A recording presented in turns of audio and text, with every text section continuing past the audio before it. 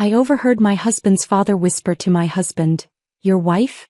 She doesn't deserve a cent. She's out of the family." I caught my reflection in the mirror and smiled. That night, I quietly shifted every dollar into the offshore account I'd prepared. What they never imagined was the power I truly held. I discovered my husband was planning to discard me at 11:47 p.m. on a Tuesday, while transferring another $50,000 to my Zurich account. Mason's voice echoed from Clayton's home office as I passed through our penthouse hallway. "Your wife doesn't deserve a cent. She's out of the family." My laptop was open in the guest bathroom, multiple banking tabs active, documentation of every suspicious Blackwood transaction I'd collected saved to encrypted drives. I'd been moving money for 6 months. Not stealing, just protecting what was legally mine before they could steal it from me. Clayton's weak agreement with his father confirmed what I'd suspected. The Blackwoods thought I was sleeping peacefully down the hall. They had no idea I was already $3 million ahead of them. The guest bathroom had become my secret office over the past year. White marble, gold fixtures. A heated floor that Clayton never knew I'd figured out how to disable so the electrical usage wouldn't spike during my late-night sessions. I sat on the closed toilet lid, laptop balanced on my knees, fingers moving across the keyboard with the muscle memory of someone who'd done this countless times before. Another transfer initiated. Another $50,000 moving from the consulting account they'd set up in my name to keep their paperwork clean. Before we continue, if you've ever felt invisible in your own marriage or underestimated by those who should value you most, please consider subscribing. It's free and helps these important stories reach more women. Now let's see what Madison discovered next. 6 months earlier, I'd been a different person. Still Madison Blackwood on paper, still playing the role of devoted wife, but something had shifted the day I found that first invoice. Clayton had left his briefcase open on our bed, rushing to make a golf date with his father. A normal wife would have closed it, put it in his study, maybe texted him about it. But I'd seen a number that didn't make sense. $300,000 for strategic consulting from a company I'd never heard of. When I Googled the address, it was a mail drop in Delaware. That was the thread that unraveled everything. One suspicious invoice led to another, then another. Shell companies layered on shell companies, all leading back to accounts controlled by Mason and Clayton. They'd been siphoning money from Blackwood Industries for years, hiding it behind my name on half the documentation because who would suspect the innocent wife who still shopped sales at Target despite living in a $15 million penthouse? The beautiful part was that they'd been so arrogant about it. Every consulting contract in my name, every gift from Mason for being part of the family, every bonus Clayton had generously allocated to my personal account, all of it was legally mine. They'd created the paper trail themselves, never imagining I'd be smart enough to understand what I was looking at, much less bold enough to act on it. "The prenup makes it clean," Clayton was saying now, his voice carrying through the walls. "She gets nothing from the family trusts." I almost laughed, covering my mouth with my free hand while initiating another transfer with the other. The prenup. That precious document they'd pressured me to sign without my own lawyer present, promising it was just a formality, and that it would never matter anyway. They were right about one thing. It did specify I'd get nothing from the Blackwood family trusts. But it said nothing about the consulting fees. Nothing about the gifts. Nothing about the income from shell companies they'd registered in my name. My phone buzzed. Another confirmation from Singapore. The account there now held $800,000. Small enough not to trigger immediate alerts, large enough to matter. I had accounts spread across 14 countries, each carefully structured to stay below reporting thresholds. It had taken me 4 months just to research the banking laws, another 2 to set everything up. YouTube University, I'd called it in my head, watching video after video about international finance, taking notes in a notebook I kept hidden in a tampon box, the one place Clayton would never look. "When should we tell her?" Clayton asked his father. "After the Fisher merger closes," Mason replied. "We need her signature on the joint tax returns first. Then we can dispose of her properly." Dispose. Like I was expired milk or last season's fashion. I typed faster, pulling up the joint investment account Clayton didn't know I had access to. He'd given me the password himself 3 years ago when he'd had surgery and needed me to check on a transaction. He'd changed his personal password since then but forgot about this one. Rich people always forget the details they consider beneath them. The account held $2.3 million. I'd been skimming from it for months, small amounts that looked like automatic deductions or fee adjustments. Tonight I took half. By morning, when the banks opened and someone might notice, the money would have bounced through 4 different countries and landed safely in accounts they'd never find. My mother had warned me about this life. Standing in her kitchen in Queens the day before my wedding, she'd held my face in her hands and said, "Madison, baby, always have your own money. Love is wonderful, but love doesn't pay rent when a man decides he's done with you." I'd laughed at her then, shown her the 8-carat diamond Clayton had given me, told her things were different now. But here I was 7 years later, sitting in a guest bathroom at midnight, grateful for her wisdom and my own paranoid preparation. The Blackwoods had given me an education they never intended. Every boring business dinner where Mason bragged about his offshore strategies, every document Clayton carelessly left open on his computer, every conversation they had in front of me like I was furniture. All of it had taught me exactly how to beat them at their own game. "I'll have Thompson draft the papers," Mason was saying. "We'll claim irreconcilable differences. Make it seem mutual. The last thing we need is her going vindictive on us." Too late for that, Mason. Way too late. I closed one laptop and opened another. My backup, purchased with cash, never connected to our home network. This one held the real treasures. Not just bank records but emails, recordings, photos of documents that proved Mason had been stealing from his own company for over a decade. Evidence that would interest not just divorce lawyers but federal prosecutors. They thought they were planning my execution. Instead, they were attending their own funeral and they didn't even know they were already dead. By the time they discovered what I'd done, I'd be gone, along with everything I could legally claim and quite a bit they'd never prove I'd taken. The clock on my phone showed 12:23 a.m. In 8 hours, Clayton would wake up, kiss me goodbye and leave for the office, never knowing that his wife had just declared war. Mason would review the merger documents, confident in his plan to discard me. And I would continue playing the perfect wife, arranging flowers, planning dinners, smiling at all the right moments. The next morning arrived like any other lie we'd been living. Clayton's alarm went off at 6:30, and I felt him shift beside me, stretching with that satisfied groan of someone who'd slept the sleep of the guiltless.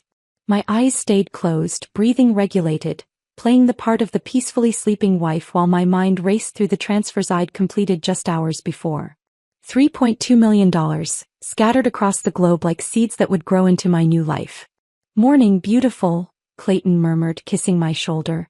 The same shoulder he'd agreed to strip of everything just 8 hours earlier. I made a sleepy sound, turned toward him with a drowsy smile that had taken years to perfect.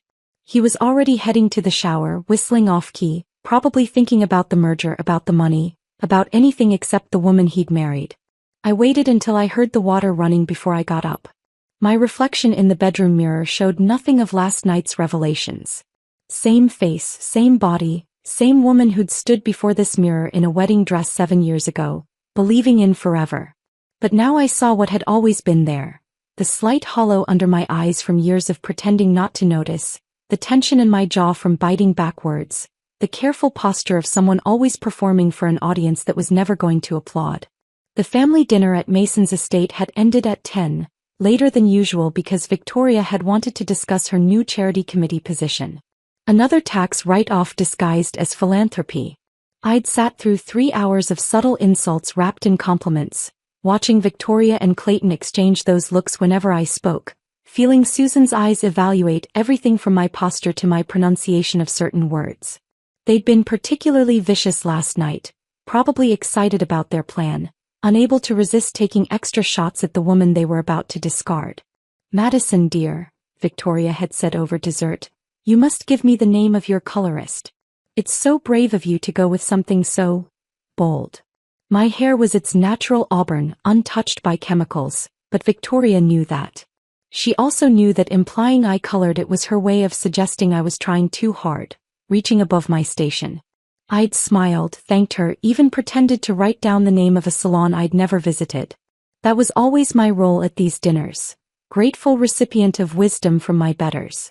Clayton had squeezed my knee under the table and I'd thought it was support. Now I realized it was a warning to keep playing along. The drive home had been silent except for Clayton scrolling through his phone, occasionally showing me things I was supposed to find interesting. A new restaurant opening. Some gossip about a colleague's divorce. Normal Tuesday night conversation for a normal Tuesday night couple, except we'd never been normal, had we? I'd just been too desperate to believe in the fairy tale to see the prison bars. I heard the shower turn off and quickly busied myself with selecting Clayton's tie for the day. The blue Hermes with the subtle pattern, the one that brought out his eyes. The same eyes that had looked at me with such sincerity when he'd promised to love and cherish me.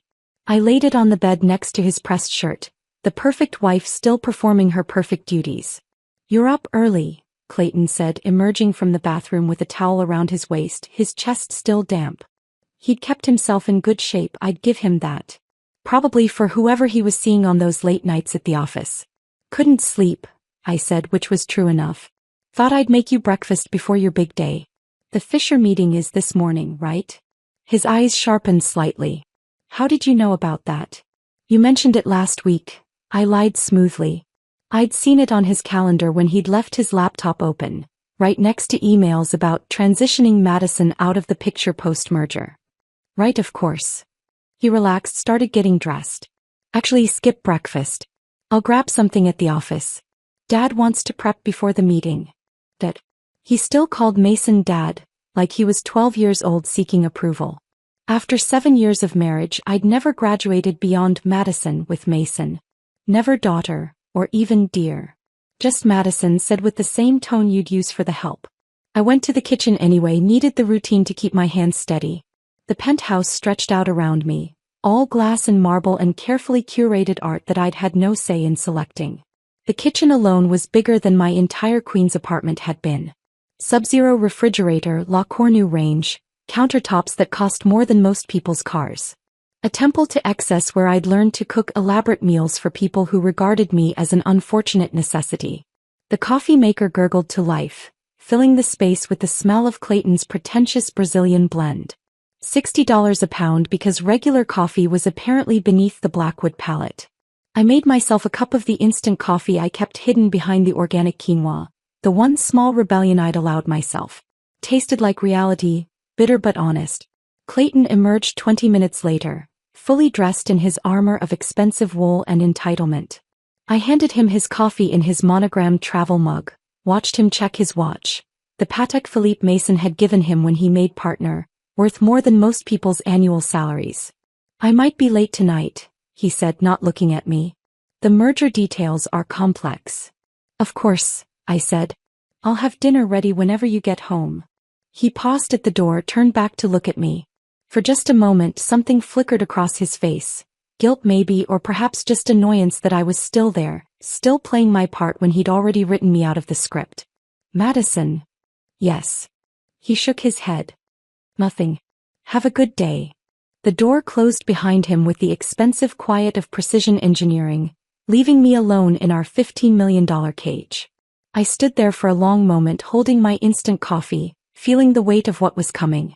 Then I walked to the window, looked out at the city 44s below and raised my mug in a toast to the skyline. "Have a good day too, Clayton," I whispered. "Enjoy it while it lasts." The city below looked different from 44s up after you'd made a decision that would change everything.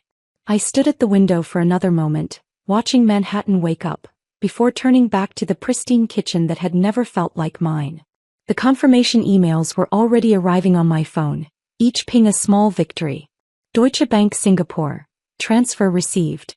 Credit Suisse. Account activated. Each notification made my hands steady rather than shake. Fear had transformed into something else entirely. Purpose. I pulled out my phone and scrolled through my contacts to a number I hadn't called in 2 years. Emma. My sister, who'd told me exactly what she thought of Clayton at our engagement party, who'd warned me about the Blackwood family's reputation, who'd been right about everything. She'd stopped talking to me after I'd chosen their money over her concerns. The phone rang once, twice, 3 times. I almost hung up. "Madison."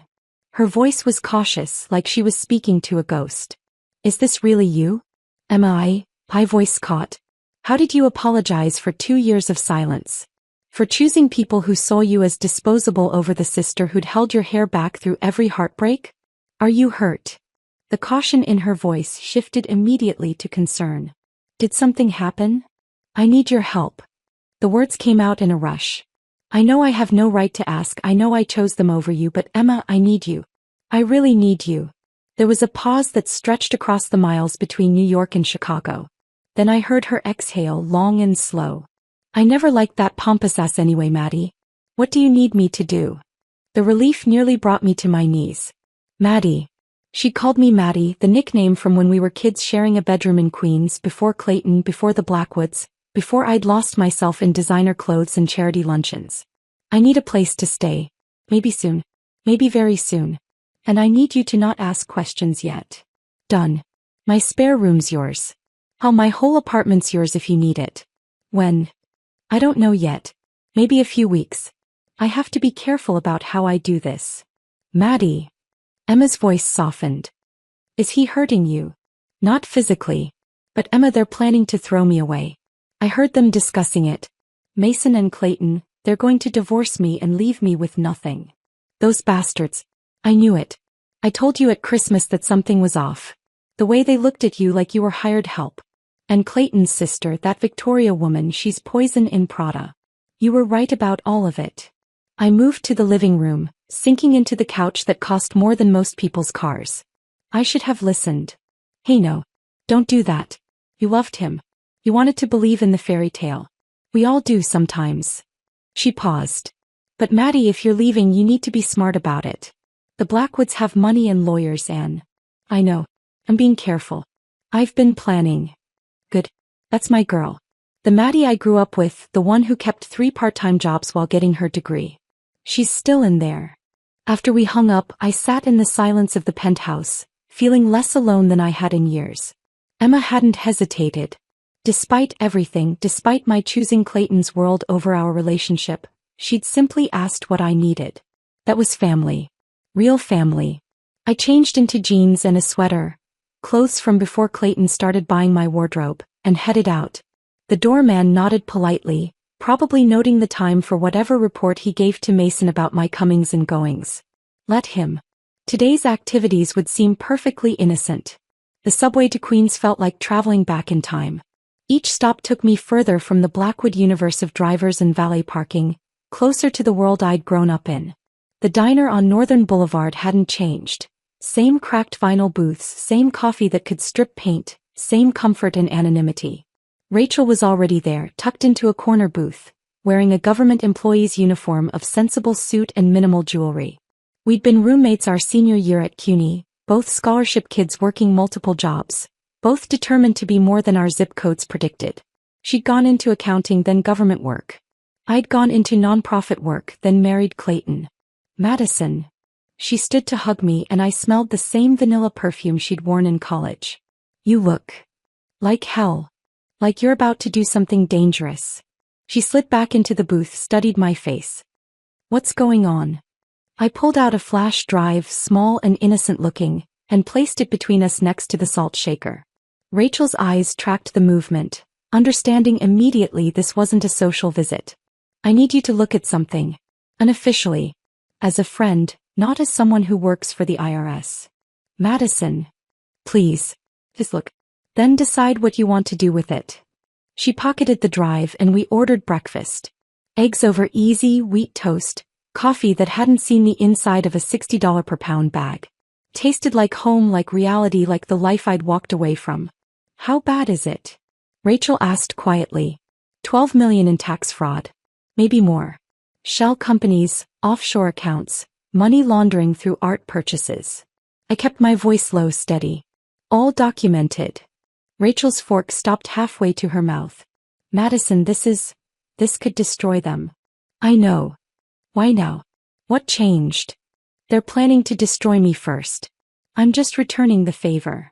We ate in silence after that, 2 women from Queens who'd taken different paths, both understanding that some bridges once burned lit the way forward. After breakfast, I took another subway ride, this time to St. Michael's Cemetery in Astoria. My mother's grave was in the older section, a modest headstone that read, Helen Harper, beloved mother, never forgotten. I'd wanted to add more, to buy something grander once I had Blackwood money, but Clayton had called it excessive for someone of her station. I'd never forgiven him for that, though I'd smiled and agreed at the time. I knelt on the grass, not caring about the designer jeans, and talked to her the way I had when she was alive, when I could tell her anything. I'm scared, Mom. I'm scared I'm becoming like them. Moving money in the shadows, planning revenge, documenting their crimes to use against them. This isn't who you raised me to be.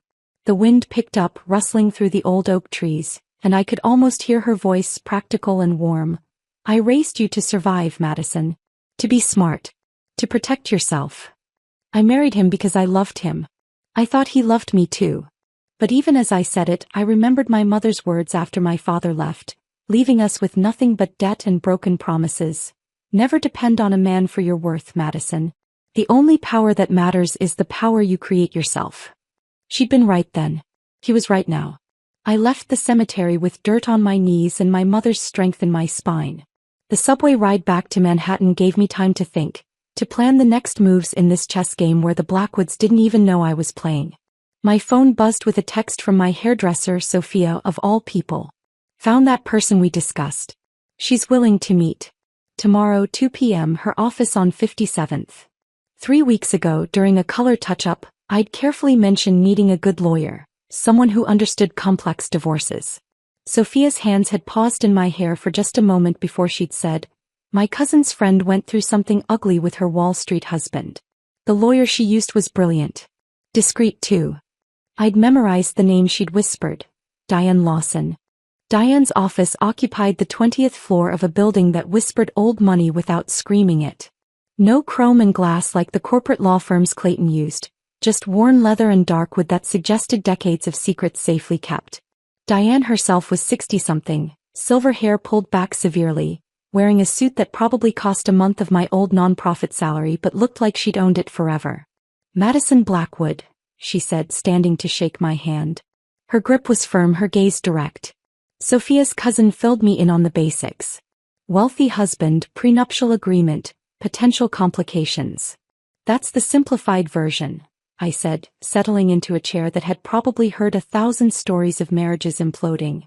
"It always is." She pulled out a legal pad, clicked her pen. "Tell me everything. Start from the beginning and don't leave anything out. In my experience, the details that seem unimportant are often the ones that matter most." I talked for an hour, laying out the whole sordid story. The overheard conversation, the shell companies, the documentation I'd been gathering. Her pen never stopped moving, but her expression remained neutral until I pulled out a folder containing copies of everything I'd found. She reviewed the documents in silence for 20 minutes while I sat there, my hands clenched in my lap, wondering if I was crazy, if I was overreacting, if maybe I should just accept the divorce and walk away with whatever crumbs they offered. Then Diane whistled, low and impressed. "Mason Blackwood's been running a $12 million fraud scheme, and you've got him dead to rights. This isn't just divorce leverage, Madison. This is federal crime territory." "I know. No, I don't think you fully understand. This documentation, properly presented, could result in criminal prosecution. Prison time. Complete financial destruction." She set down the papers, studied me over her reading glasses. "The question is, what do you want? Justice? Revenge? Financial security? Because how we proceed depends entirely on your end goal." "I want to not be thrown away like garbage," I said, the words coming out harsher than intended. "I want them to understand that I'm not some helpless trophy wife they can discard when convenient." "Then we need more. What you have is good, excellent even. But if we're going nuclear, we need everything." That night, while Clayton attended another late merger meeting, I sat on our bedroom floor with his laptop. He'd been careless lately, leaving it open, logged in like I was too stupid to understand what I might find. It took me 3 hours and 4 YouTube tutorials to figure out how to recover deleted emails, but when I did, the results made my blood run cold. There it was, dated 2 weeks ago, from Clayton to Victoria.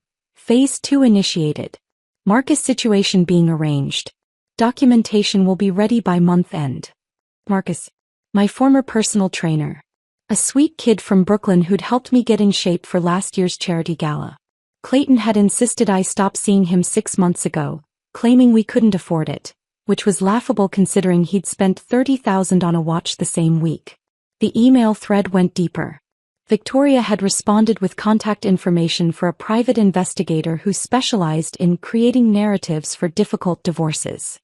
They were planning to manufacture an affair, complete with doctored photographs and false witness statements.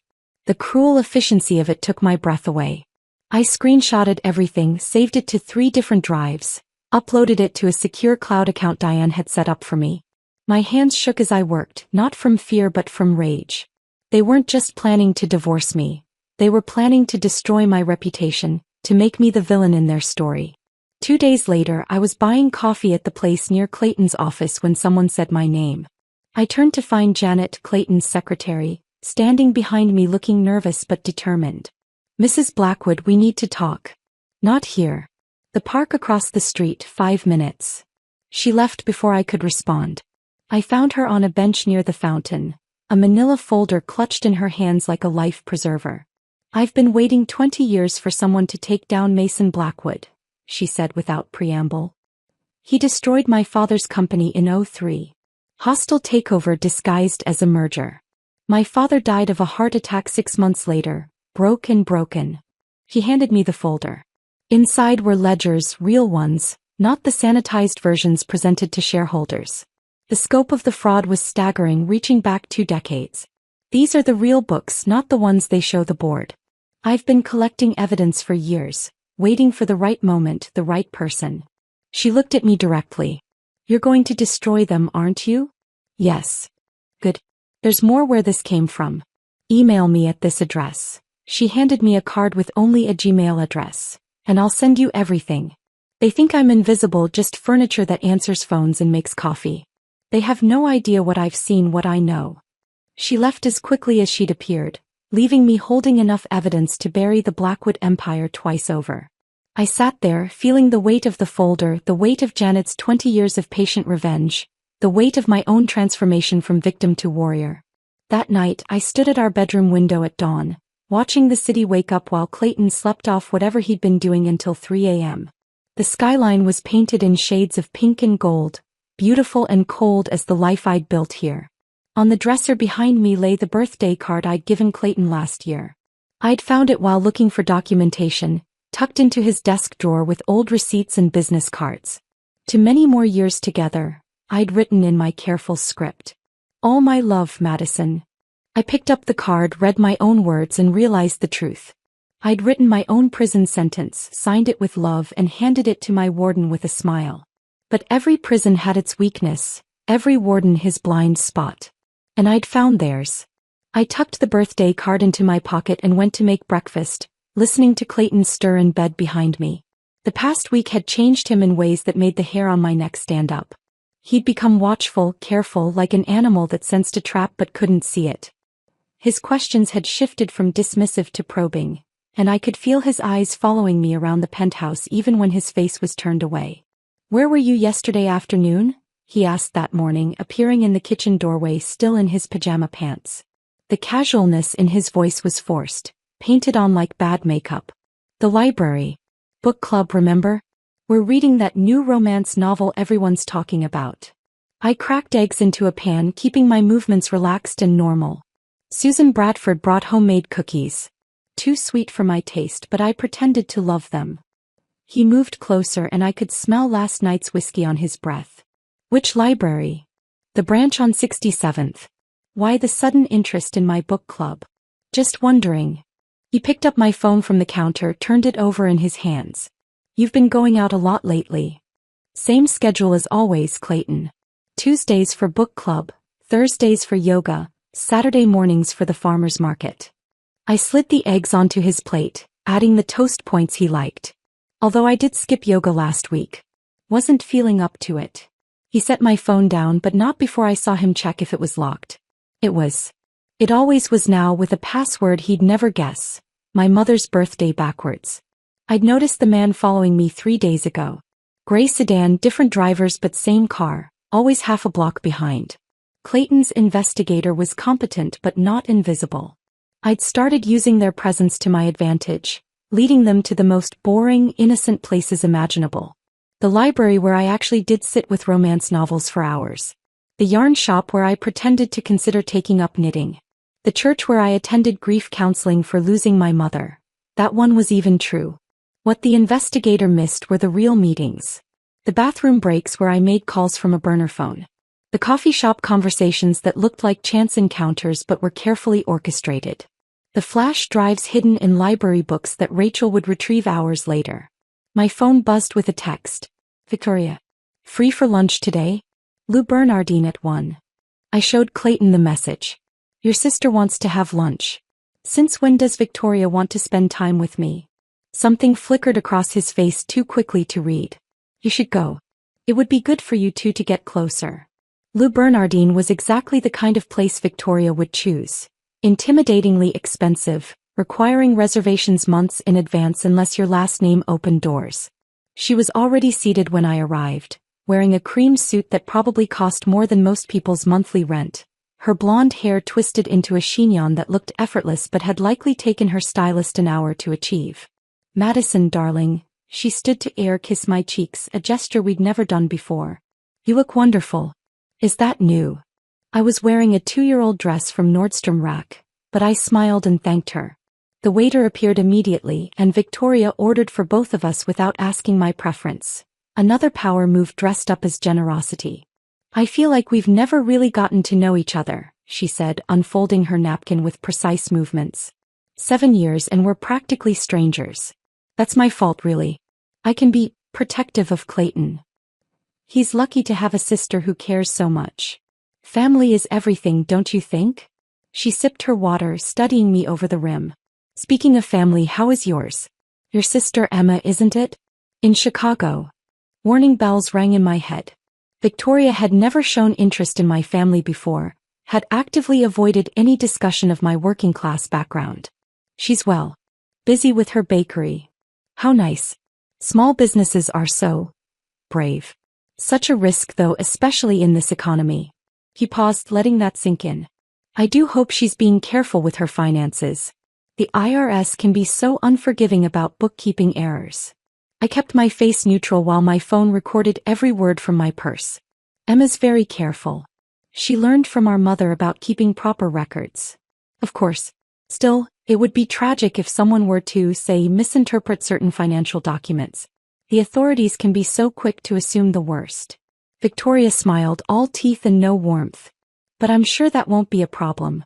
Not as long as everyone stays in their proper lanes. The threat was crystal clear. Back off or we'll go after Emma. I wanted to throw my water in her perfectly made-up face, but instead I smiled back. I've always believed in staying where I belong, Victoria. Some of us know our place. I'm so glad we understand each other. The rest of lunch was a dance of veiled threats and false pleasantries.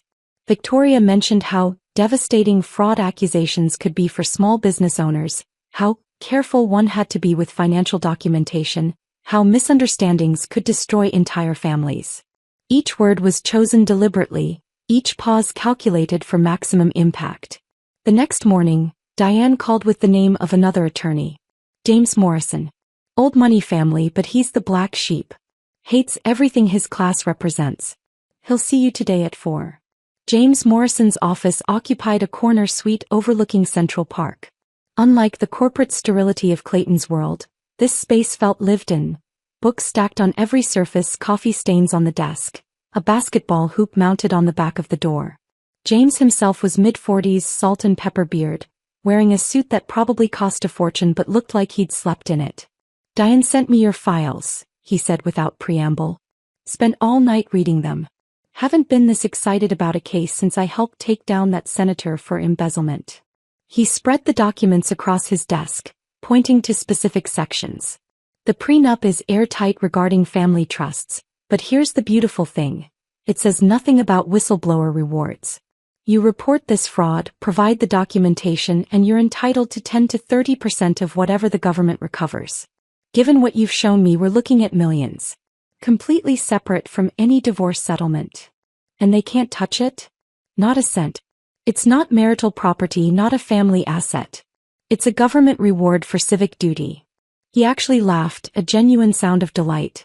They wrote that prenup to protect themselves, never imagining you'd find another way.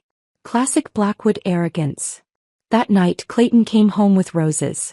Not just any roses, the expensive kind from the shop on Fifth Avenue, the ones he'd brought when he was courting me. He was trying so hard to seem normal that it was almost painful to watch. For you, Clayton said, holding out the roses like a peace offering or maybe a test. I thought we could have dinner together tonight. Just us. Like we used to. I took the flowers, their perfume heavy and cloying in the apartment air. That sounds nice. Should I cook something special? Actually, I thought we'd order in. That Thai place you love. He moved closer, touched my cheek with fingertips that felt like they were checking my temperature.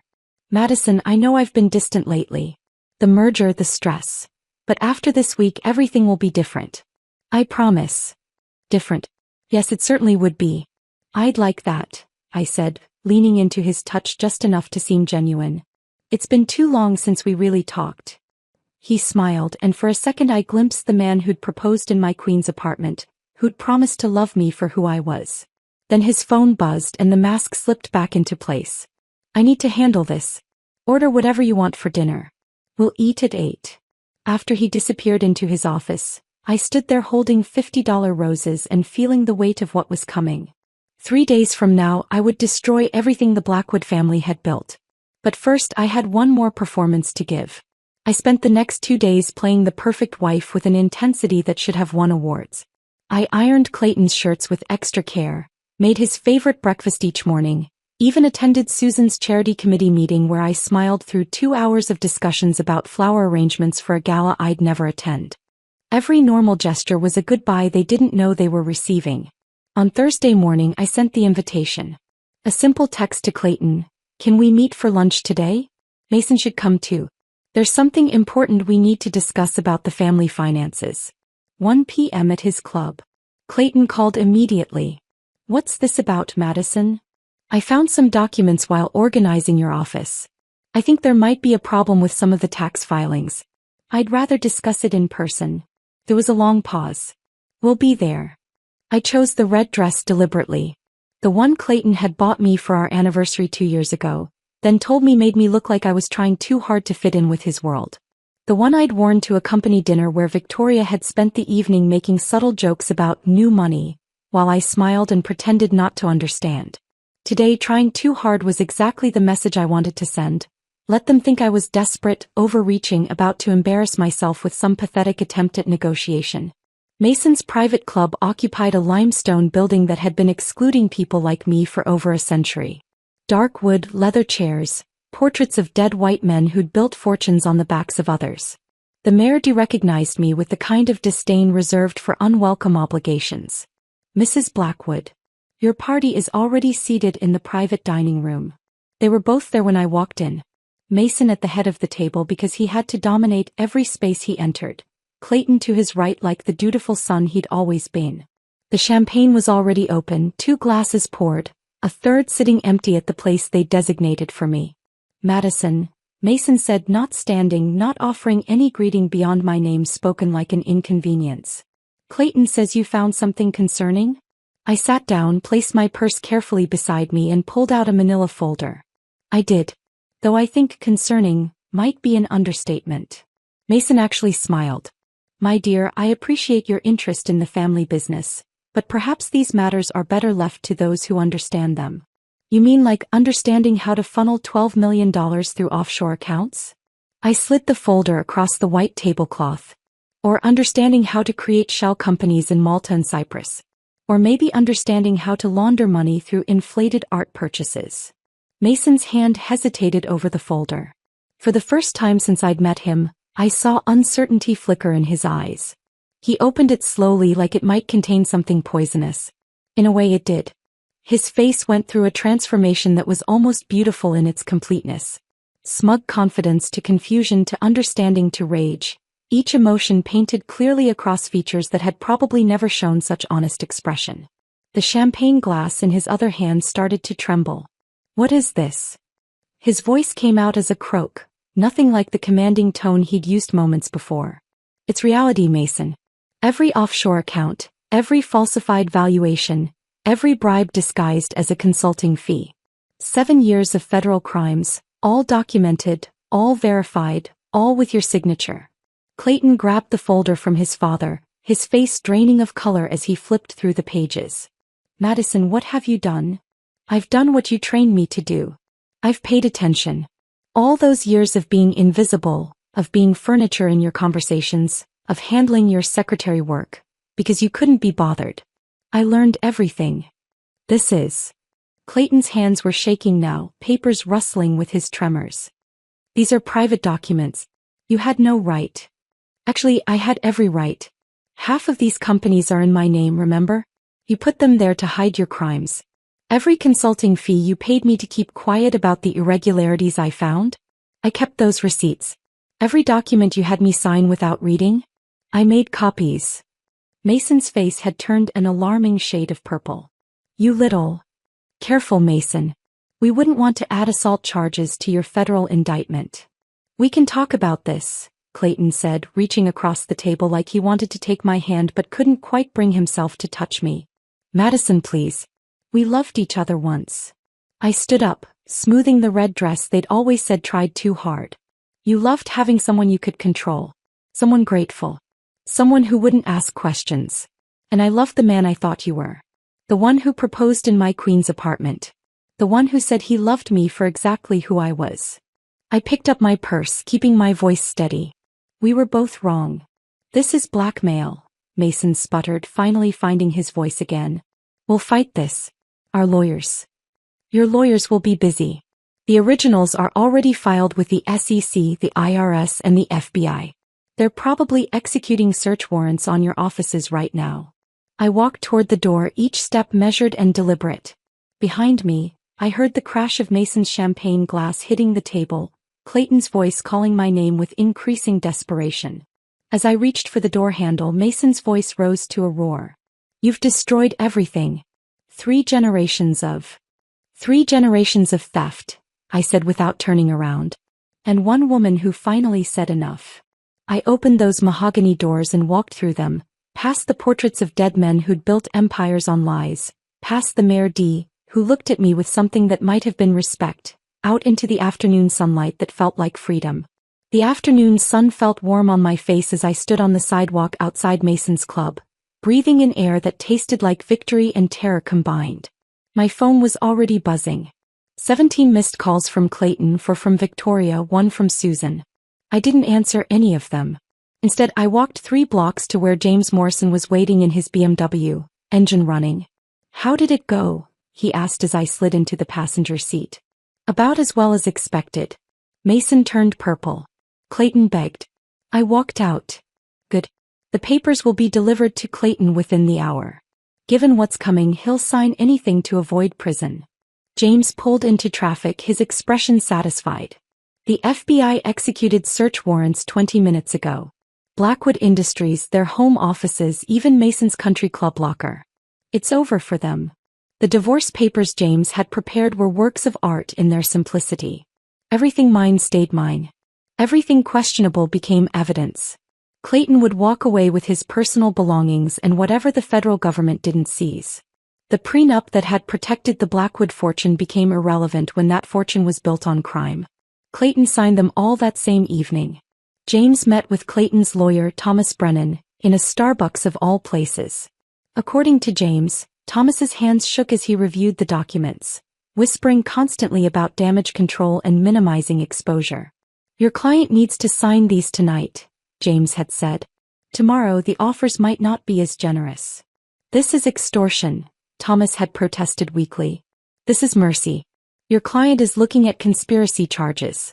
My client is offering him a clean divorce instead of naming him as co-conspirator in her testimony. The papers came back signed within 2 hours. Clayton's signature was shaky, nothing like the confident scrawl he'd used on our marriage certificate.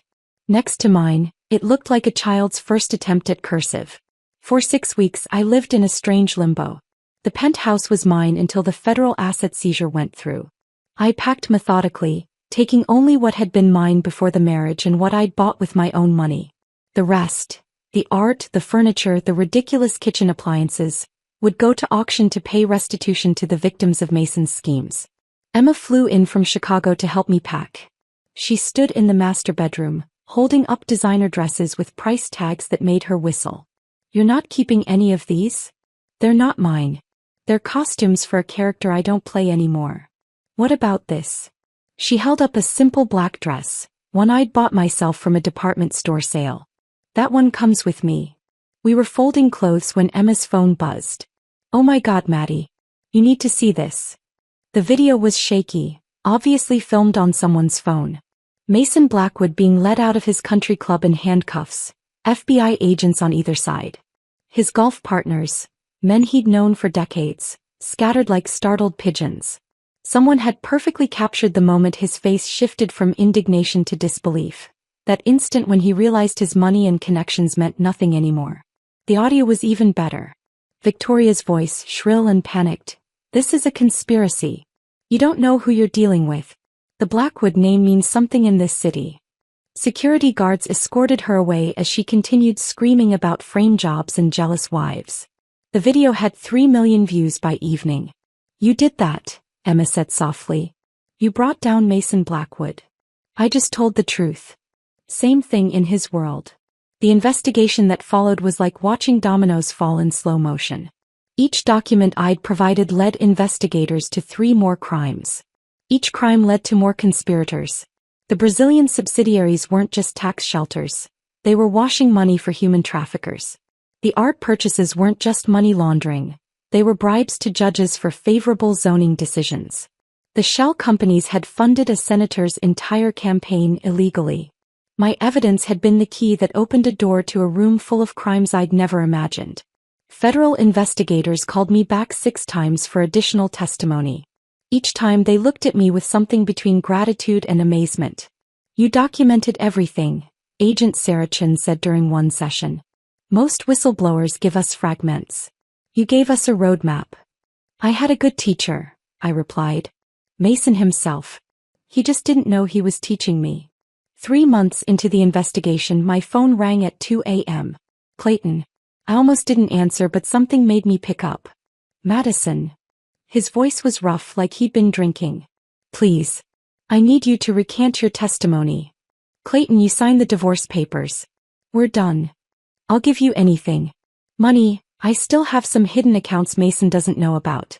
The house in the Hamptons, it's in my mother's maiden name. We could try again. Clayton. I loved you. The words exploded out of him. I did in my own way. You have to believe that. Your way of loving included planning to leave me with nothing. That was Mason's idea. All of it. The divorce, the setup with Marcus, everything. I was going to fight him on it, I swear. I sat in my empty bedroom surrounded by packed boxes and felt nothing but tired. No, you weren't. You vindictive. He caught himself, then the dam burst. You destroyed everything. 3 generations of building and you tore it down out of spite. You never deserved the Blackwood name. You were nothing before us and you'll be nothing after. There was the real Clayton, the one who'd been hiding under the charm and the expensive suits. The poison Mason had planted in him had roots so deep they'd become part of his DNA. You're right, I said calmly. I never deserved the Blackwood name. I deserved better. I hung up and blocked his number. Then I sat in the darkness of what used to be our bedroom and felt the strange peace that comes from hearing someone finally tell you exactly who they are. The trial would start in 2 months. Mason faced 47 federal charges. Victoria was named as co-conspirator in 12 of them. Clayton had avoided prosecution by millimeters, saved only by his ignorance of the deeper crimes. But ignorance and innocence weren't the same thing, and everyone knew it. The Blackwood Empire hadn't just fallen. It had been excavated, examined, and exposed for the criminal enterprise it had always been. And I had been the one holding the shovel. The courthouse steps were slick with morning rain when the verdict came down. I wasn't there. My lawyer advised against it, said my presence might turn into a media circus. So I watched from my new apartment in Brooklyn, a 2-bedroom walk-up that cost less per month than Clayton used to spend on wine. The CNN reporter stood where I'd walked months earlier, her voice carrying across my small living room. Mason Blackwood, once one of Manhattan's most powerful businessmen, was sentenced today to 15 years in federal prison for fraud, money laundering, and conspiracy. His son Clayton received 3 years supervised release for his peripheral involvement. The judge called it one of the most extensive corporate fraud schemes in recent history. The numbers scrolled across the bottom of the screen. 20 million in fines.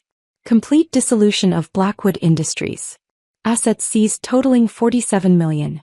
Every property, every account, Every piece of art they'd bought with stolen money, gone. I turned off the television and made myself instant coffee in my simple kitchen with its dated appliances and chipped countertops. Tasted like freedom. The whistleblower reward came through 2 weeks later. $3 million deposited into an account that no Blackwood lawyer could touch. Clean money for the first time in 7 years. James Morrison called to confirm the transfer, his voice carrying the satisfaction of a job well done. It's yours free and clear. What are you planning to do with it? I'd been thinking about that question since the day I filed the reports. Build something better. The foundation came together faster than I'd expected. Harper's House, a resource center for women trapped in financial abuse. Not just wives of wealthy men, but women whose partners controlled them through money, through debt, through economic manipulation dressed up as love. I'd learned that prison bars came in many forms, and the golden ones were sometimes the hardest to escape. Jenna was my first hire. She'd sent me a card after Mason's sentencing that simply said, "Thank you for doing what I couldn't." When I called to offer her a position as the foundation's administrative director, she cried for 5 minutes before accepting.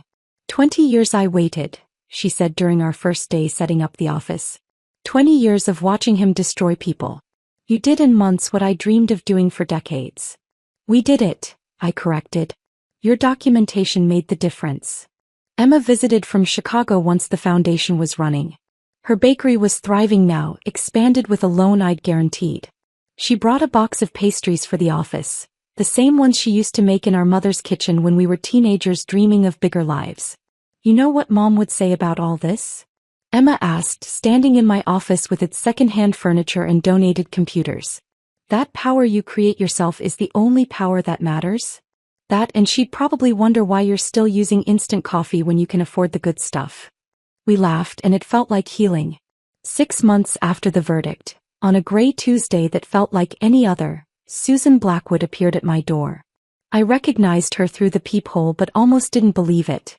She looked smaller somehow, her designer clothes replaced with a simple cardigan and slacks, her perfect hair showing gray roots. "Madison," she said when I opened the door. "I know I have no right to be here." She stood in my doorway like a ghost of the life I'd left behind, and I had every right to close the door in her face. Instead I stepped aside. "Would you like some tea?" She sat on my second-hand couch, holding the mug like it might shatter, and looked around my modest apartment with something that might have been envy. "It's peaceful here." "It's mine." "Yes." She set down the tea, folded her hands in her lap the way she always did when she had something difficult to say.